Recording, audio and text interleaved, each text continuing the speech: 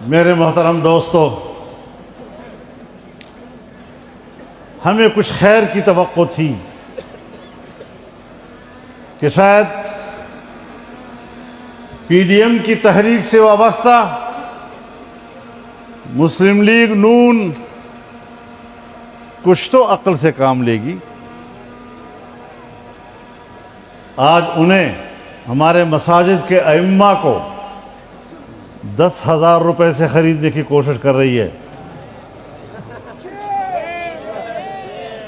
محترمہ جان لو، یہ تجربہ خیبر پختونخوا میں ہوا تھا اور 6-7 سال پہلے اس وقت بھی 10,000 روپے تھے اور آج مولوی کے لیے وہی 10,000 روپیہ۔ کوئی شرم آنی چاہیے تمہیں جی۔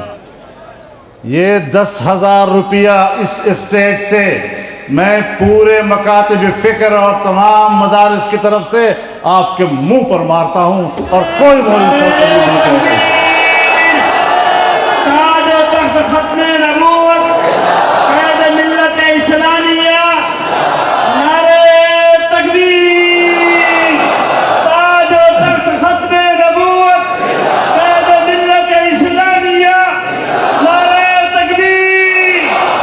ہمارا مدرسہ ہو، ہمارے مدرسے کا استاد ہو، ہمارے مدرسے کا محتمم ہو، ہمارے مدرسے کا طالب علم ہو، ہماری مسجد ہو، مسجد کا خطیب ہو، مسجد کا امام ہو، یہ دنیا میں اس اپنی پہچان رکھتا ہے اور خودداری اس کا پہچان ہے۔